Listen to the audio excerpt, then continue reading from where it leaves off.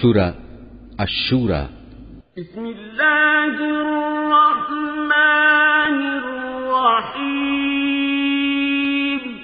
রহমান রহিম আল্লাহ তাআলার নামে। হামিম। আইন সিন কাফ।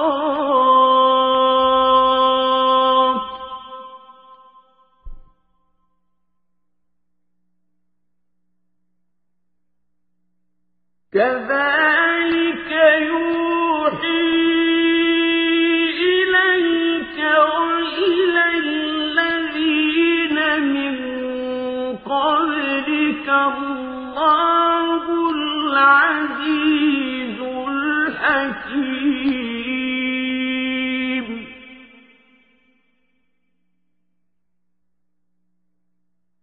له ما في السماوات وما في الأرض وهو العلي العظيم.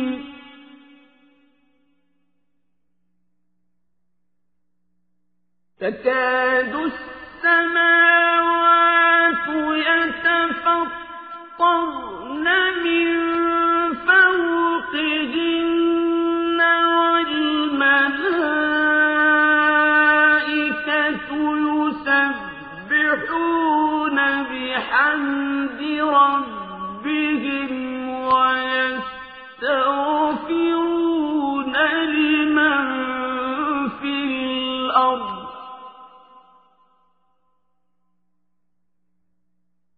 ألا إن الله هو الغفور الرحيم.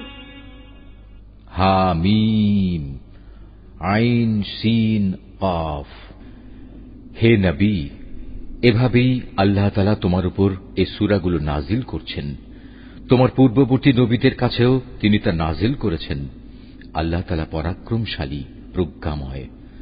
আসমান সমূহে যা কিছু আছে জমিনে, সবকিছুই তাঁর মালিকানাধীন। তিনি সমুন্নত, তিনি মহান। আল্লাহ তাআলার ভয়ে আসমান সমূহ তাদের উপরিভাগ থেকে ফেটে পড়ার উপক্রম হয়েছিল। এ সময় ফেরেশতারা তাদের মহান মালিকের পবিত্রতা ও মহিমা ঘোষণা করতে থাকে। তারা দুনিয়াবাসীদের জন্যও তখন আল্লাহ তাআলার কাছে ক্ষমা প্রার্থনা করতে শুরু করে। তোমরা জেনে রেখো, আল্লাহ তাআলা হচ্ছেন ক্ষমাশীল, পরম দয়ালু। والذين اتخذوا من دونه أولياء الله حفيظ عليهم وما أنت عليهم بوكيل.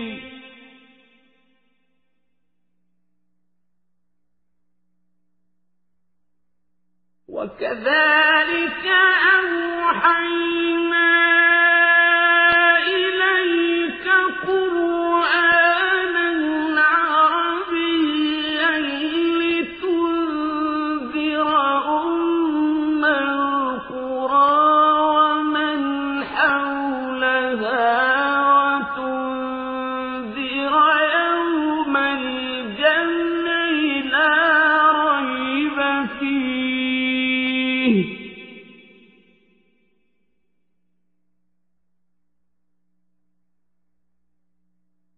فريق في الجنة وفريق في السعير.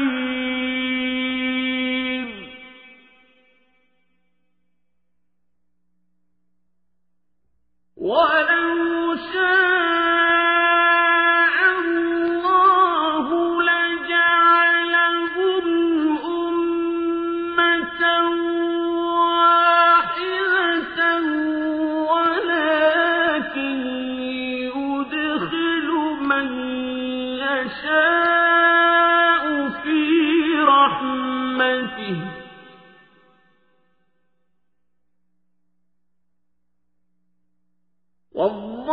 والظالمون ما لهم من ولي ولا نصير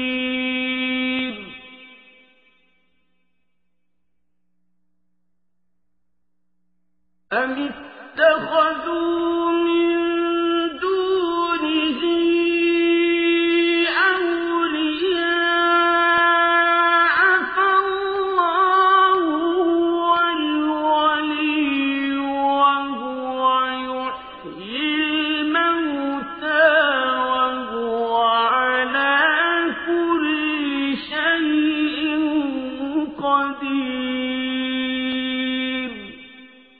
হে নবী, যারা আল্লাহ তাআলাকে বাদ দিয়ে অন্যদের অভিভাবক বানিয়ে নিয়েছে, আল্লাহ তাআলা তাদের উপর নজর রাখছেন। তুমি তো এদের উপর তত্ত্বাবধায়ক নও। এভাবেই হে নবী, এই আরবি কোরআন আমি তোমার উপর নাজিল করেছি, যাতে করে তুমি এর দ্বারা মক্কাবাসীদের ও তার আশেপাশে যারা বসবাস করে তাদের জাহান্নামের আযাব সম্পর্কে সতর্ক করে দিতে পারো। বিশেষ করে তাদের তুমি কিয়ামতের মহাসমাবেশের দিন সম্পর্কেও হুঁশিয়ার করতে পারো, যেদিনের ব্যাপারে কোন রকম সন্দেহ শোভা নেই। আর আল্লাহ তাআলার বিচারে সেদিন একদল লোক জান্নাতে আর একদল লোক জাহান্নামে প্রবেশ করবে। আল্লাহ তাআলা চাইলে সমগ্র মানব সন্তানকে একটি অখণ্ড জাতিতে পরিণত করতে পারতেন, কিন্তু তিনি যাকে ইচ্ছা করেন তাকে নিজ অনুগ্রহে প্রবেশ করান। আর জালেমদের ব্যাপারে আল্লাহ তাআলার সিদ্ধান্ত হচ্ছে তাদের কোথাও কোনো অভিভাবক থাকবে না, থাকবে না কোনো সাহায্যকারীও। এরা কি আল্লাহ তাআলাকে বাদ দিয়ে অন্যদের অভিভাবক বানিয়ে নিয়েছে? অথচ অভিভাবক তো কেবল আল্লাহ তাআলাই। তিনি মৃতকে জীবিত করেন, তিনি সর্ববিষয়ের উপর প্রবল শক্তিমান।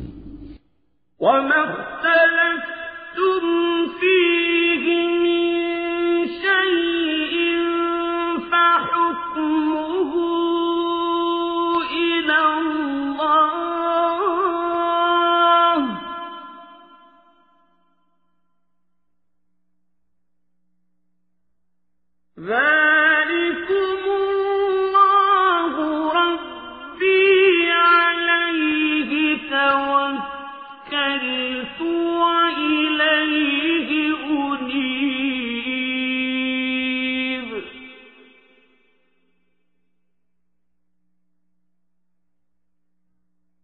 فاطر السماوات والأرض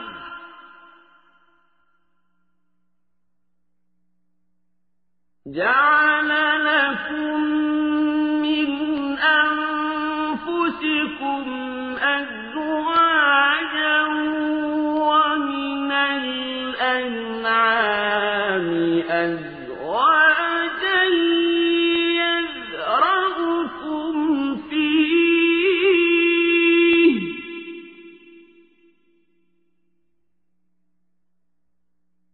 ليس كمثله شيء وهو السميع البصير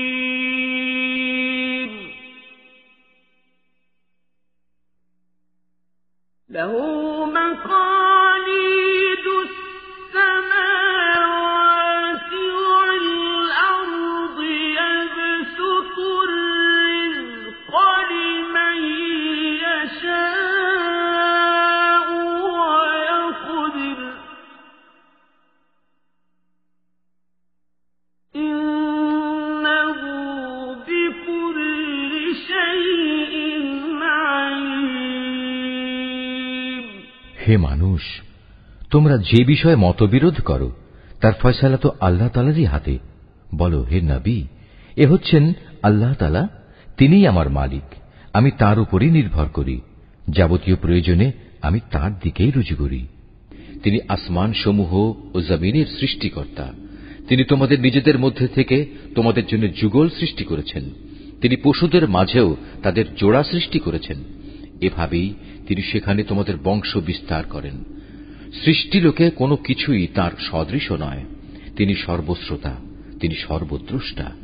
আসমানসমূহ ও জমিনের সমস্ত চাবিকাঠি তাঁরই হাতে। তিনি যার জন্য ইচ্ছা করেন রিজিক বাড়িয়ে দেন, আবার যার জন্য চান সংকুচিত করেন। নিশ্চয়ই তিনি প্রত্যেকটি বিষয় সম্পর্কে সম্যক অবগত রয়েছেন।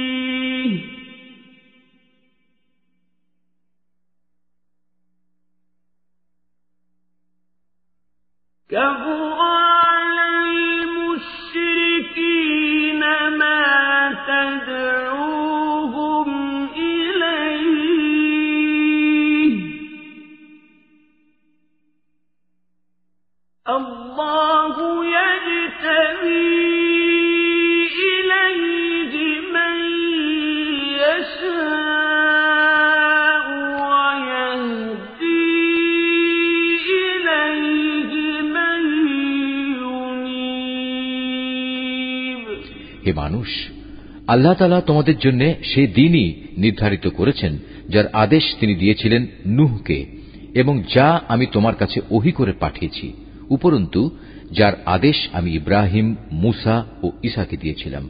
এদের সবাইকে আমি বলেছিলাম, তোমরা এই জীবন বিধান সমাজে প্রতিষ্ঠিত করো এবং কখনো এতে অনৈক্য সৃষ্টি করো না। আর তুমি যে দ্বীনের দিকে আহ্বান করছ, এটা মুশরিকদের কাছে একান্ত দুর্বিষহ মনে হয়। মূলত আল্লাহ তাআলা যাকেই চান তাকে বাছাই করে নিজের দিকে নিয়ে আসেন, এবং যে ব্যক্তি তার অভিমুখী হয় তিনি তাকে দ্বীনের পথে পরিচালিত করেন।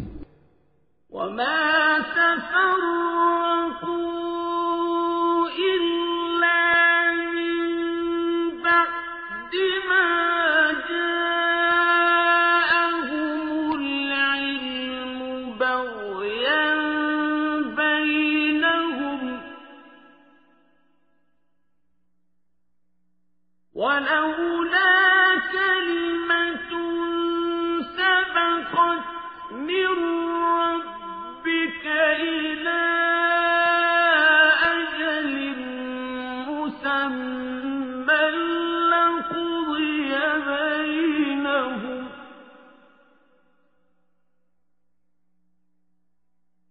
وإن الذين أورثوا الكتاب من بعدهم لفي شك منه مريب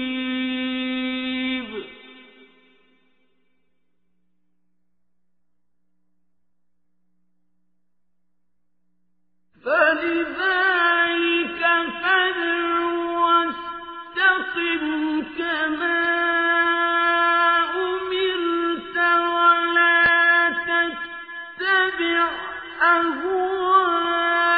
أهواءهم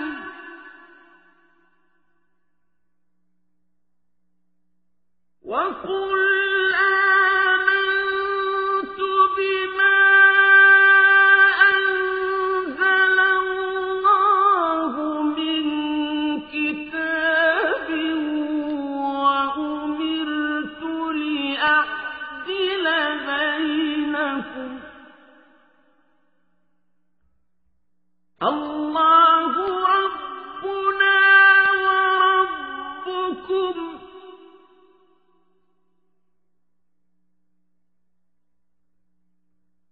لنا أعمالنا ولكم أعمالكم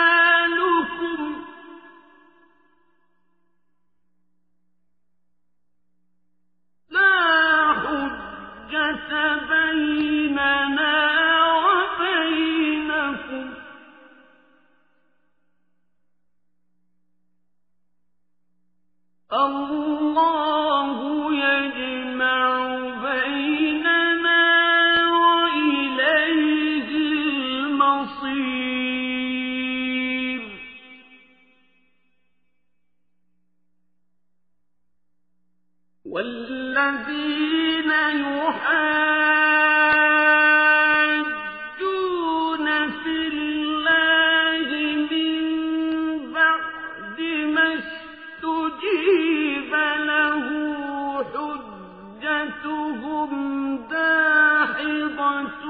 عند ربهم وعليهم غضب ولهم عذاب شديد। হে নবী, ওদের কাছে সঠিক জ্ঞান আসার পরেও ওরা কেবলমাত্র নিজেদের পারস্পরিক বিদ্বেষের কারণেই নিজেদের মধ্যে মতবিরোধ ঘটায়। যদি এদের একটি সুনির্দিষ্ট কাল পর্যন্ত অব্যাহতি দিয়ে রাখার তোমার মালিকের ঘোষণা না থাকত, তাহলে কবেই আযাবের মাধ্যমে ওদের মধ্যে একটা ফয়সালা হয়ে যেত। আসলে যাদের আগের লোকদের পরে কিতাবের উত্তরাধিকারী বানানো হয়েছে, তারা কোরআনের ব্যাপারে এক বিভ্রান্তিকর সন্দেহে নিমজ্জিত হয়ে আছে। অতএব হে নবী, তুমি মানুষদের এ দ্বীনের দিকে ডাকতে থাকো।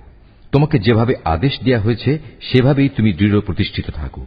ওদের খেয়াল খুশির অনুসরণ করো না। তুমি বলে দাও, আল্লাহ তাআলা যে গ্রন্থই অবতীর্ণ করেন না কেন, আমি তার উপরে ঈমান আনি। আমাকে আদেশ দেয়া হয়েছে যেন আমি তোমাদের মধ্যে ন্যায় বিচার করি। আল্লাহ তাআলা আমাদের মালিক এবং তোমাদেরও মালিক। আমাদের কাজ আমাদের জন্য এবং তোমাদের কাজ তোমাদের জন্য। আমাদের ও তোমাদের মাঝে কোনো ঝগড়াঝাটি নেই। আল্লাহ তাআলা আমাদের সকলকে এক জায়গায় জড়ো করবেন আর সবাইকে তার দিকেই ফিরে যেতে হবে। যারা আল্লাহ তাআলার দ্বীন সম্পর্কে বিতর্ক করে, বিশেষত আল্লাহ তাআলা কর্তৃক তা দ্বীন গৃহীত হওয়ার পর এদের বিতর্ক তাদের মালিকের কাছে সম্পূর্ণ অসার। তাদের উপর তাঁর গজব, তাদের জন্য রয়েছে তার কঠিন শাস্তি।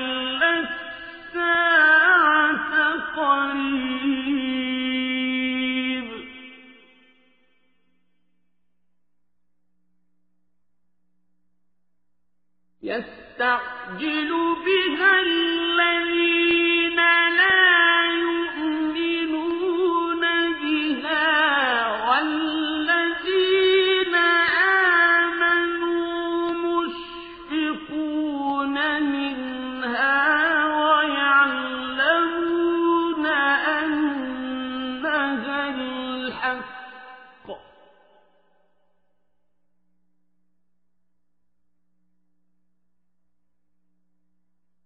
ألا إن الذين يمارون في الساعة لفي ضلال بعيد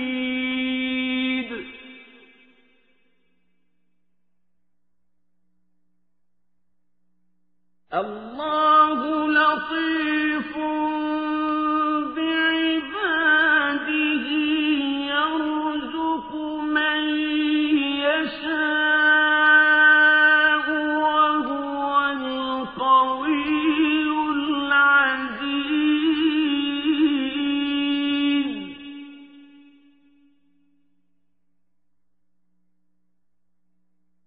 من كان يريد حرث الآخرة نزد له في حرثه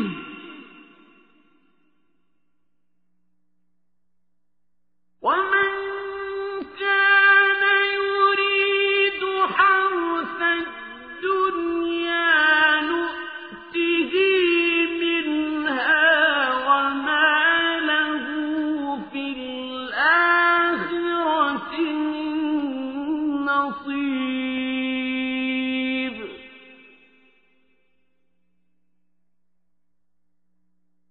أم لهم شركاء شرعوا لهم من الدين ما لم يأذن به الله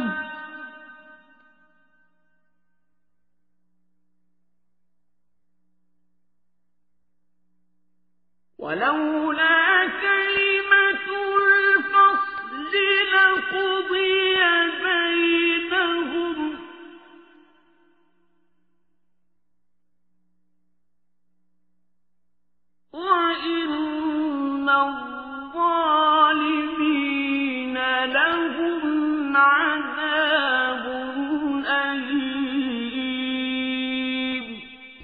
তিনি আল্লাহ তাআলা, যিনি সত্য দ্বীন সহ এ কিতাব ও ইনসাফের মানদণ্ড নাজিল করেছেন। হে নবী, তুমি কি জানো সম্ভবত কিয়ামত একান্ত কাছে এসে গেছে? যারা সে কিয়ামতের বিষয় বিশ্বাস করে না, তারা কামনা করে তা ত্বরান্বিত হোক। অপরদিকে যারা তা বিশ্বাস করে, তারা তার থেকে ভয় করে, কেননা তারা জানে সেই দিনটি একান্ত সত্য। জেনে রেখো, যারাই কিয়ামত সম্পর্কে বাক বিতণ্ডা করে, তারা মারাত্মক গুমরাহিতে রয়েছে। আল্লাহ তাআলা তার বান্দাদের সূক্ষ্মাতি সূক্ষ্ম বিষয় সম্পর্কেও অবহিত আছেন। তিনি যাকে রিজিক দিতে চান দেন, তিনি প্রবল পরাক্রমশালী।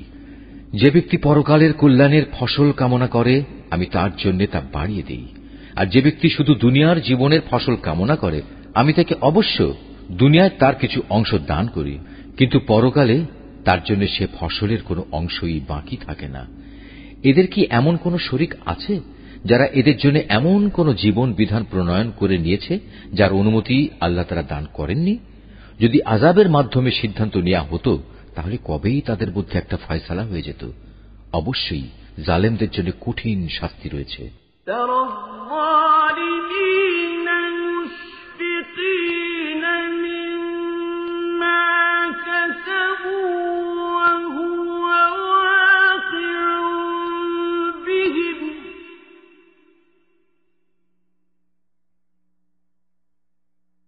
والذين آمنوا وعملوا الصالحات في روضات الجنات لهم ما يشاءون عند ربهم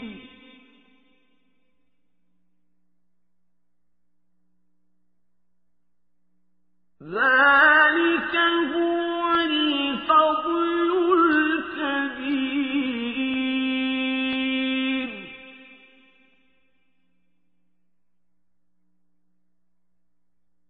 ذلك الذي يبشر الله عباده الذين آمنوا وعملوا الصالحات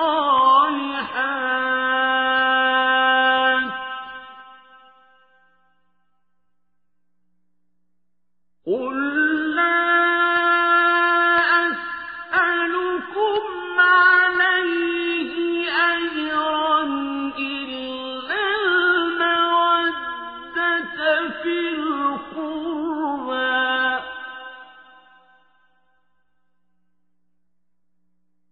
ومن يقترف حسنة نزد له فيها حسنا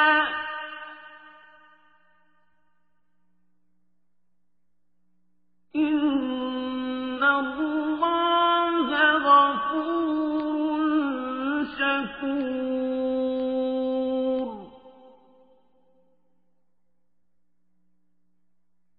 أم يقولون افترى على الله كذبا فإن يشأ الله يختم على قلبك ويمحو الله الباطل ويحق الحق بكلماته إنه عليم بذات الصدور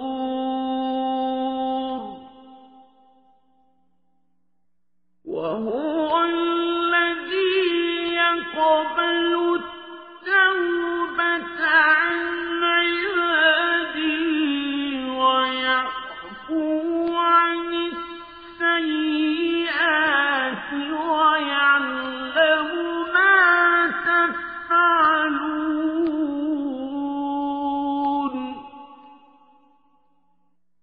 ويستجيب الذين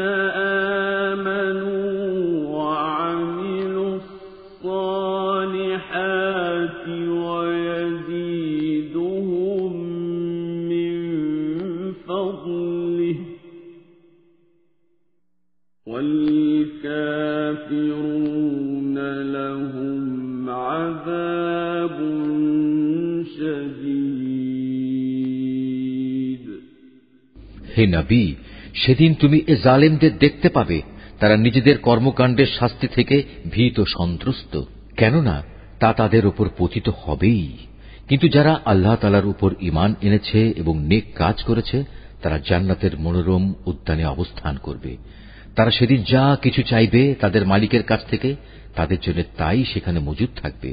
এটা হচ্ছে আল্লাহ তাআলার মহা অনুগ্রহ, আর এ হচ্ছে তাই নিয়ামত আল্লাহ তাআলা তার সেসব বান্দাদের যার সুসংবাদ দান করেন, যারা এর উপর ঈমান এনেছে এবং নেক কাজ করেছে। হে নবী, তুমি বলো, আমি তোমাদের কাছ থেকে এ দিন প্রচারের উপর কোনো পারিশ্রমিক চাই না, তবে তোমাদের সাথে আমার আত্মীয়তা সূত্রে যে সৌহার্দ্য আমার পাওনা রয়েছে সেটা আলাদা। যে ব্যক্তি কোনো নেক কাজ করে তার জন্য আমি তার সে নেক কাজে অতিরিক্ত কিছু সৌন্দর্য যোগ করে দেই। অবশ্যই আল্লাহ তাআলা ক্ষমাশীল ও গুণগ্রাহী। হে নবী, এরা কি বলে এ ব্যক্তি আল্লাহর উপর মিথ্যা আরোপ করছে? অথচ আল্লাহ তাআলা চাইলে তোমার দিলের উপর মোহর মেরে দিতে পারতেন। আল্লাহ তাআলা বাতিলকে এমনিই মিটিয়ে দেন এবং সত্যকে তার বাণী দ্বারা সত্য প্রমাণ করে দেখিয়ে দেন। অবশ্যই মানুষের অন্তরে যা কিছু আছে সে সম্পর্কে তিনি সবিশেষ অবহিত রয়েছেন। তিনিই হচ্ছেন আল্লাহ তাআলা, যিনি তার বান্দাদের তওবা কবুল করেন এবং তাদের গুনাহ খাতাও তিনি ক্ষমা করে দেন। তোমরা যা কিছু করো সে সম্পর্কেও তিনি জানেন। তিনি তাদের ডাকে সাড়া দেন যারা তাঁর উপর ঈমান আনে এবং নেক আমল করে। তিনি তাদের নিজ অনুগ্রহে তাদের পাওনার চাইতে বেশি সওয়াব দান করেন। হ্যাঁ, যারা তাকে অস্বীকার করে তাদের জন্য কঠোর শাস্তি রয়েছে।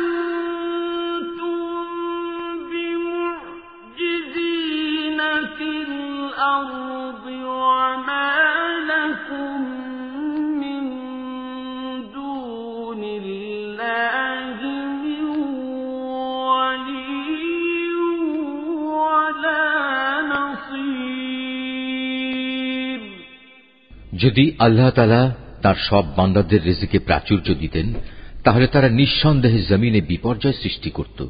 তাই তিনি পরিমাণ মতো যাকে যতটুকু চান তার জন্য ততটুকু রিজিকই নাজিল করেন। অবশ্য তিনি নিজের বান্দাদের প্রয়োজন সম্পর্কে পূর্ণাঙ্গ ওয়াকেবহাল রয়েছেন এবং তাদের প্রয়োজনের দিকেও তিনি নজর রাখেন। তিনি আল্লাহ তাআলা। তারা যখন বৃষ্টির ব্যাপারে নিরাশ হয়ে পড়ে তখন তিনি বৃষ্টি প্রেরণ করেন এবং এভাবেই জমিনে তার রহমত ছড়িয়ে দেন। মূলত তিনি অভিভাবক, তিনি প্রশংসিত। তার কুদরতের অন্যতম নিদর্শন হচ্ছে স্বয়ং আসমান সমূহ ও জমিনের সৃষ্টি। এ দুয়ের মাঝখানে যত প্রাণী আছে তা তিনিই ছড়িয়ে ছিটিয়ে রেখেছেন।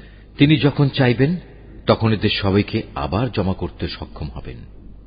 হে মানুষ, যে বিপদ আপদই তোমাদের উপর আসুক না কেন, তা হচ্ছে তোমাদের নিজেদের হাতের কামাই।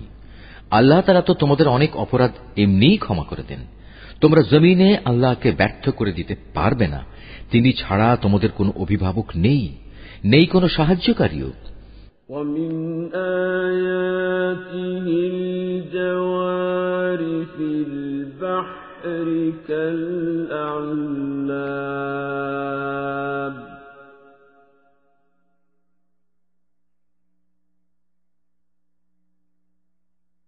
إِنْ يَشَأْ يُسْكِنِ الرِّيحَ فَيَظْلَلْنَ رَوَاكِدَ عَلَى ظَهْرِهِ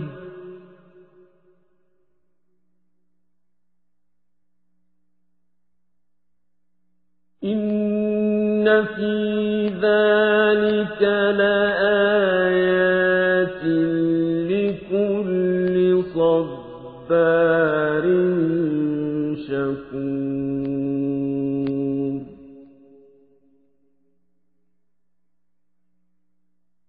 أَوْ يُوبِقْهُنَّ بِمَا كَسَبُوا وَيَعْفُ عَن كَثِيرٍ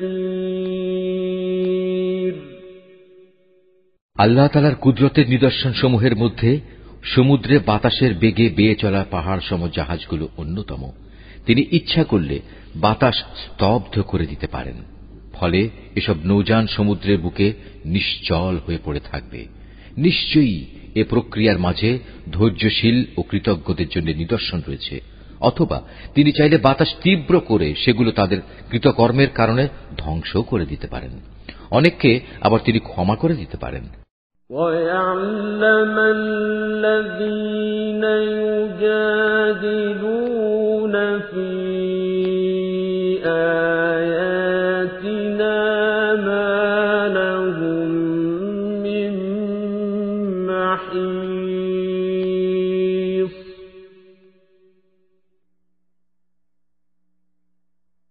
فَمَا أُوتِيتُم مِّن شَيْءٍ فَمَتَاعُ الْحَيَاةِ الدُّنْيَا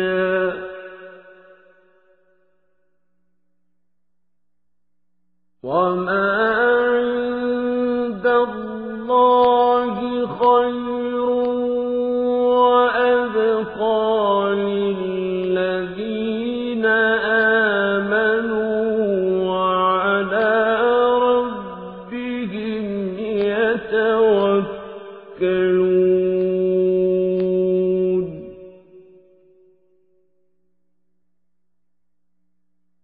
وَالَّذِينَ يَجْتَنِبُونَ كَبَائِرَ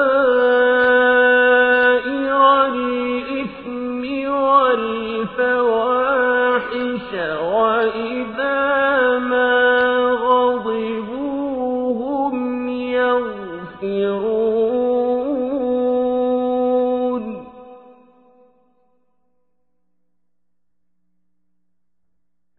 وَالَّذِينَ اسْتَجَابُوا لِرَبِّهِمْ وَأَقَامُوا الصَّلَاةَ وَأَمْرُهُمْ شُورَىٰ بَيْنَهُمْ وَمِمَّا رَزَقْنَاهُمْ يُنفِقُونَ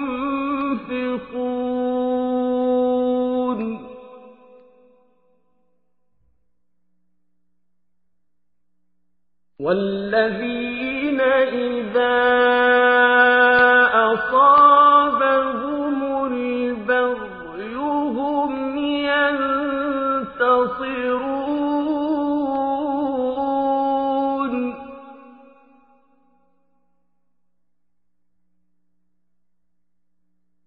وجزاء سيئة سيئة مثلها فمن عفا وأصلح فأجره على الله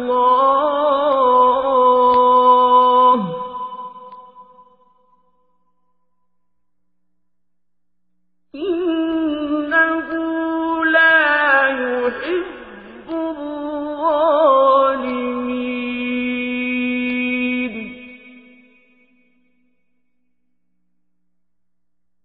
ولمن انتصر بعد ظلمه فأولئك ما عليهم من سبيل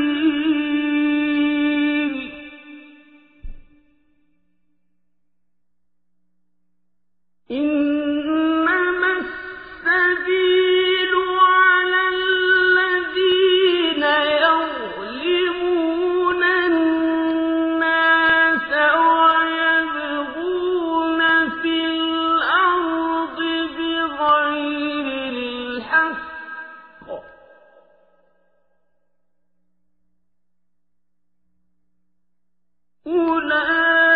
أولئك لهم عذاب أليم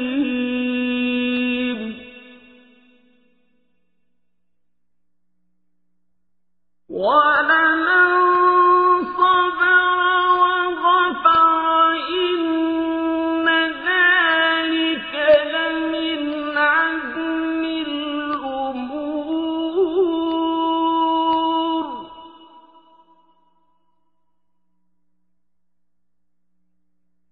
ومن يضلل الله فما له من ولي من بعده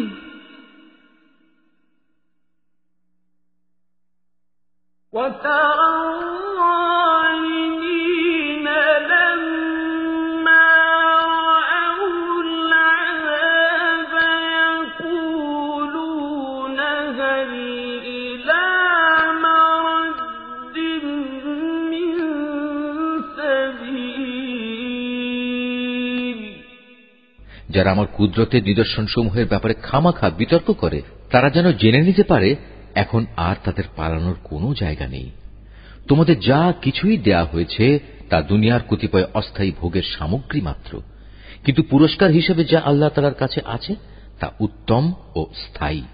আর তা হচ্ছে সেসব লোকের জন্য যারা আল্লাহ তাআলার উপর ঈমান আনে এবং সর্বাবস্থায় তারা তাদের মালিকের উপর নির্ভর করে, যারা বড় বড় গুনাহ ও অশ্লীল কার্যকলাপ থেকে বেঁচে থাকে, বিশেষ করে যখন রাগান্বিত হয় তখন তারা অন্যদের ভুল ক্ষমা করে দেয়, যারা তাদের মালিকের ডাকে সাড়া দেয়, নামাজ প্রতিষ্ঠা করে, যাদের কাজকর্মগুলো সম্পাদনের সময়ে পারস্পরিক পরামর্শই হয় তাদের কর্মপন্থা। আমি তাদের যে রিজিক দান করেছি তা থেকে তারা আমারই পথে খরচ করে, যারা এমনই আত্মমর্যাদা সম্পন্ন যখন তাদের উপর বাড়াবাড়ি করা হয় তখন তারা প্রতিশোধ গ্রহণ করে। মন্দের প্রতিফল অনুরূপ মন্দই হবে, কিন্তু যে ক্ষমা করে দেয় এবং আপোষ করে আল্লাহ তাআলার কাছে অবশ্যই তার জন্য যথাযথ পুরস্কার রয়েছে। আল্লাহ তাআলা কখনো জালেমদের পছন্দ করেন না।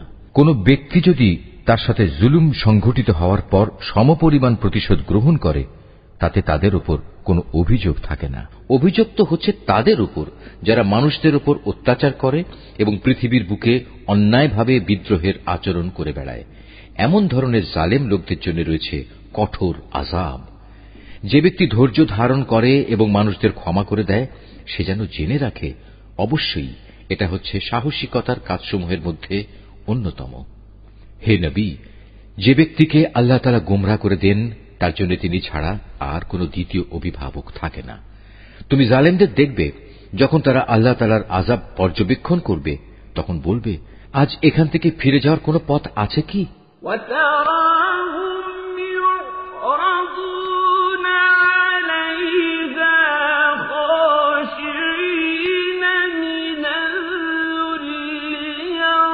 ينظرون خفي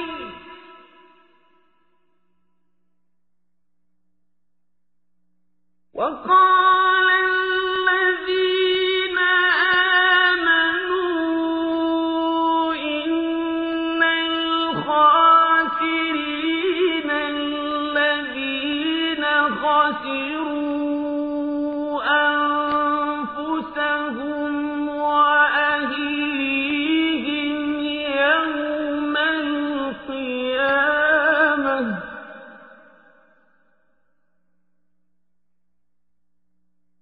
ألا إن الظالمين في عذاب مقيم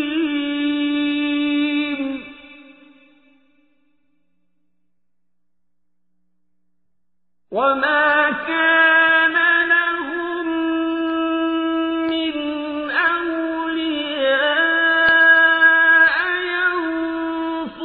ينصرونهم من دون الله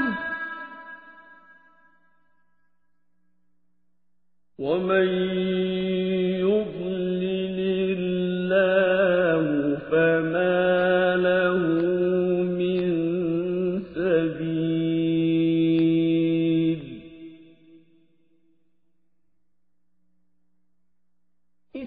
استجيبوا لربكم من قبل أن يأتي يوم لا مرد له من الله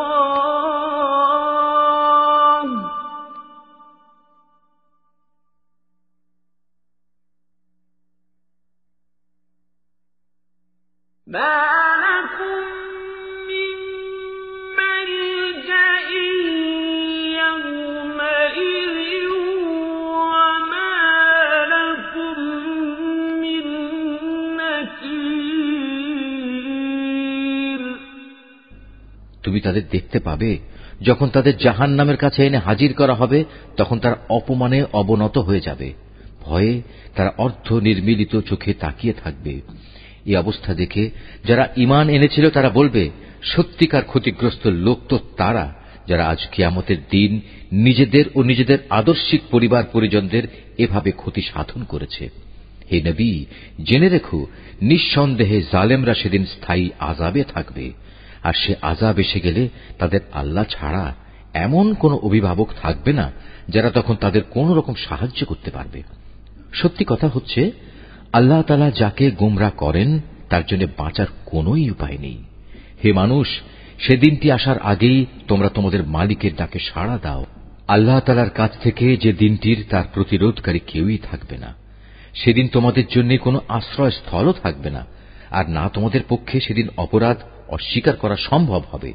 فإن أعرضوا فما أرسلناك عليهم حفيظا إن عليك إلا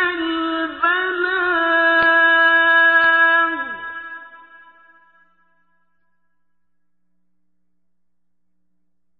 وإنا إذا أذقنا الإنسان منا رحمة فرح بها وإن تصبهم سيئة بما قدمت أيديهم فإن الإنسان كفور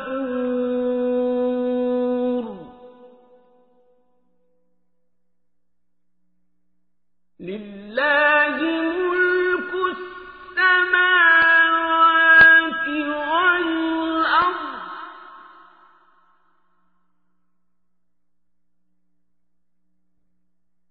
يخلق ما يشاء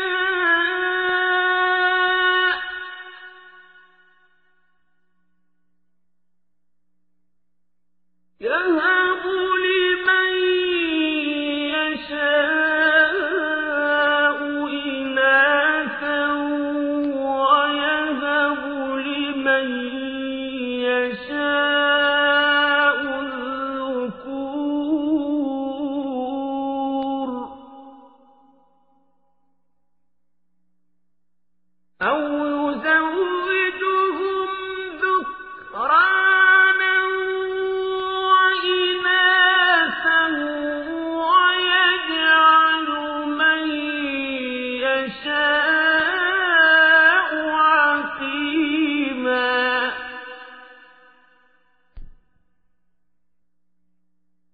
إنه عليم قدير وما كان لبشر أن يكلمه الله إلا وحيا أو من وراء حجاب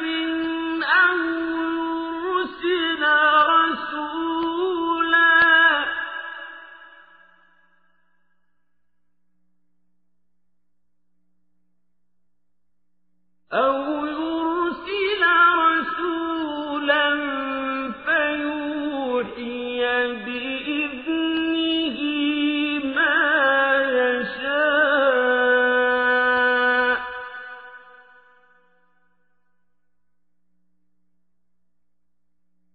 إنه علي حكيم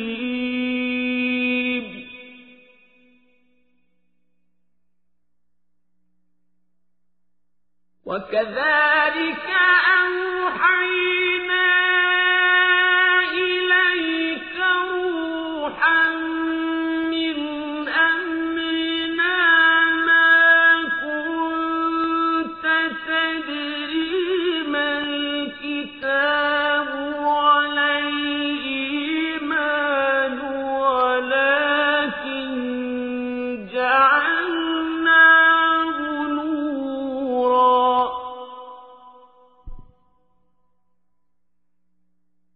ولكن جعلناه نورا نهدي به من نشاء من عبادنا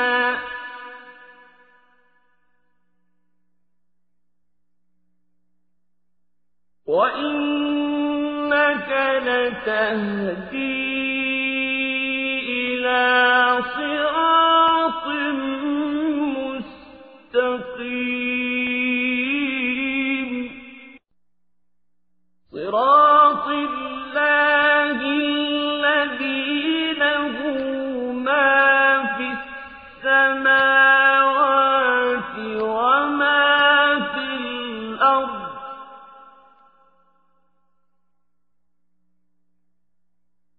ألا إلى الله تصير الأمور অতঃপর যদি এরা হেদায়েত থেকে মুখ ফিরিয়ে নেয় তাহলে তুমি জেনে রেখো আমি তোমাকে তাদের উপর দারোগা করে পাঠাইনি। তোমার দায়িত্ব তো হচ্ছে শুধু আল্লাহ তাআলার বাণী পৌঁছে দেয়া। যখন আমি মানুষদের আমার রহমতের স্বাদ আস্বাদন করাই তখন সে ভীষণ উল্লসিত হয়। আবার যদি তাদেরই কোনো কর্মকাণ্ডের কারণে তাদের উপর কোনো দুঃখ কষ্ট আসে তখন সে মানুষ অকৃতজ্ঞ হয়ে পড়ে। আকাশমণ্ডলী ও জমিনের সমুদয় সার্বভৌমত্ব একমাত্র আল্লাহ তাআলার জন্য। তিনি যা ইচ্ছা তাই সৃষ্টি করেন। যাকে চান তাকে কন্যা সন্তান দান করেন, আবার যাকে চান তাকে পুত্র সন্তান দান করেন। যাকে চান তাকে পুত্র কন্যা উভয়টাই দান করেন, আবার যাকে চান তাকে তিনি বন্ধা করে দেন। নিঃসন্দেহে তিনি বেশি জানেন, ক্ষমতাও তিনি বেশি রাখেন। আসলে কোন মানুষের জন্য এটা সম্ভব নয় যে আল্লাহ তাআলা সরাসরি তার সাথে কথা বলবেন। অবশ্য ওহী দ্বারা অথবা পর্দার অন্তরাল থেকে কিংবা ওহী নিয়ে তিনি কোন দূত তার কাছে পাঠাবেন এবং সে দূত তারই অনুমতিক্রমে তিনি যখন যেভাবে চাইবেন বান্দার কাছে ওহী পৌঁছে দেবে। নিশ্চয়ই তিনি উচ্চ মর্যাদাশীল, প্রজ্ঞাময়, কুশলী। এমনি ভাবেই হে নবী, আমি আমার আদেশে দ্বীনের এর রূহ তোমার কাছে ওহী করে পাঠিয়েছি। নতুবা তুমি তো আদৌ জানতেই না আল্লাহ তাআলার কিতাব কি, না তুমি জানতে ঈমান কি কাকে বলে। কিন্তু আমি এর রূহকে একটি নূরে পরিণত করে দিয়েছি, যার দ্বারা আমি আমার বান্দাদের যাকে চাই তাকে দ্বীনের পথ দেখাই এবং আমার আদেশক্রমে তুমিও মানুষদের সঠিক পথ দেখিয়ে যাচ্ছ। সে পথ আল্লাহ তাআলারই পথ। আসমান সমূহে ও জমিনে যা কিছু আছে সব কিছু আল্লাহ তাআলার জন্য। শুনে রেখো, পরিশেষে সব কিছু আল্লাহ তাআলার দিকেই ধাবিত হয়।